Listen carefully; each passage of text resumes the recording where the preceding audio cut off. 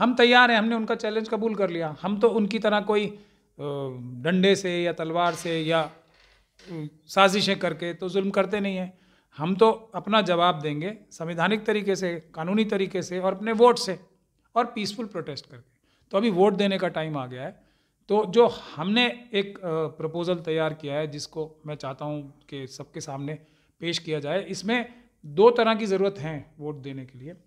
एक जो मुल्क का कॉमन दुश्मन है। देखिए, हमारी आरएसएस और बीजेपी से इसलिए भी लड़ाई नहीं है कि वो हम जो SC ST OBC और माइनॉरिटीज़ के लोग हैं उनकी सबसे बड़ी दुश्मन है।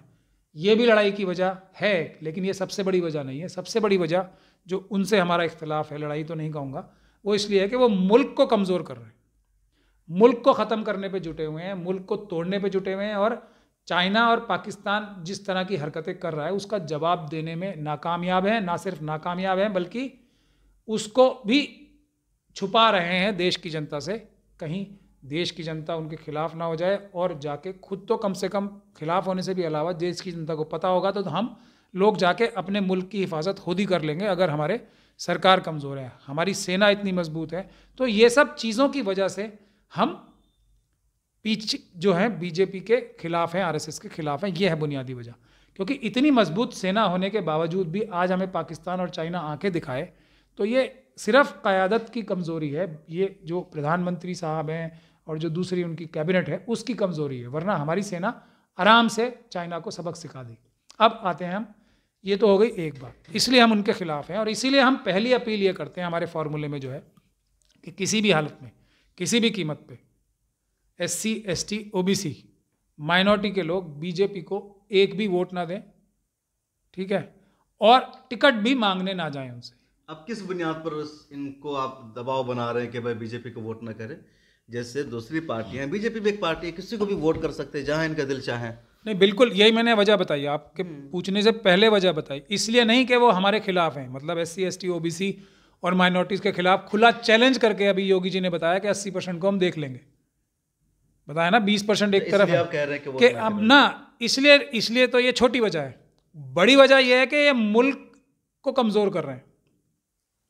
अगर ये चाइना के खिलाफ हमारी जो पॉलिसी है और पाकिस्तान जो हमको रोज़ आंखें दिखा रहा है, अगर उस पर ये अपनी पॉलिसी सख्त रखते और सिर्फ जो मनुवादी मानसिकता के गुजराती बिजनेसमैन हैं जिनके चाइना की कंपनियों से, चाइना की जो गवर्नमेंट की कंपनीज हैं CPC की, उनसे अगर साठ गांठ करके देश की पॉलिसी को नहीं कमज़ोर कर रहे होते, तो शायद इतना सख्त फार्मूले में हम ये प्रोविज़न नहीं रखते कि बीजेपी को तो वोट ही नहीं देना चाहिए।